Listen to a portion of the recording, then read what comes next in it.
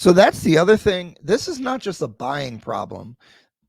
Rents are way higher as well. Like I own 10 rental units and the rent just keeps going up. I keep making more and more money.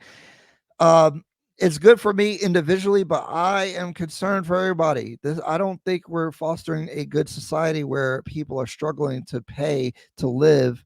And I think people do should get a little slice of the American dream. When you have owners, people are more invested. They're less likely to be maniacs. Like if you don't own anything and you don't have nothing to live for and you're broke and you know working and playing the game honest doesn't work, you're going to resort to crime. You're just going to be um, do antisocial behaviors. It's just not good for anybody. And I think rich people need to pay attention to this because it's cool. You're making a whole bunch of money and everything is going well for you. But at some point, they're going to come for your stuff because they just don't feel like the game is fair at this point. And you could tell people work hard and you can make it, but the thing is people are working hard and they ain't making it. And sure, people make bad financial decisions and I get on people for that, but like it's a bit ridiculous right now. After the housing crash, they stopped building houses because they couldn't sell them. You can't just go from not building houses to building a ton of houses. It takes a lot. You got to hire people. Like there's a lot you got to do. So all these developers shrunk in size, and then the housing demand is blowing up. Also, we got pump faked because a lot of people thought the market was going to crash with COVID, right? So everybody took a step back, everything stopped, and we all watched. And then because everyone's stuck at home, and you could work remotely, the value of your house really went higher because now your home space is more important. You're spending more time there, especially if you're working from home. Kids were remote learning, so you had more people in the house, and people started to appreciate space more. So everyone said, "I need more space. I need more space. I'm going to get a bigger house."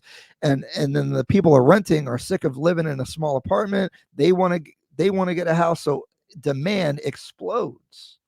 Those homes that William Levitt and all these suburban developers were making were middle class homes. And at the time, they were affordable, although the buyers still needed the government, FHA and VA backing to be able to purchase them or finance them.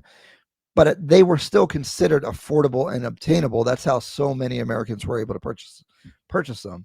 Today, as you see in this chart, they're not building starter homes. And I got to explain something to you guys. Like businesses work off of what they think they're going to make the most money on.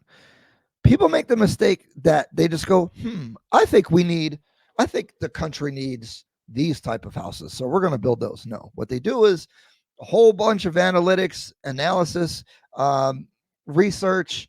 They have whole teams that figure out, where's the cheapest place that we can buy land and sell the properties for the most amount of money, and we're going to build the properties that are the cheapest to make but sell for the most amount that we can in that market. And we're going to get to a point that's going to show why that is, okay?